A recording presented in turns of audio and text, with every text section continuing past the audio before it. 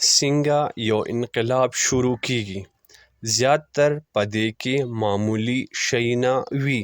د میټل یو ټوکړه، یو پیاله مرکري او لږ شان کاک شیشه.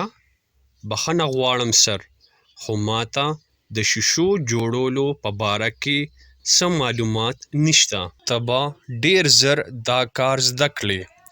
موږ ټولو ته پته ده چې ته څومره محنتي یې.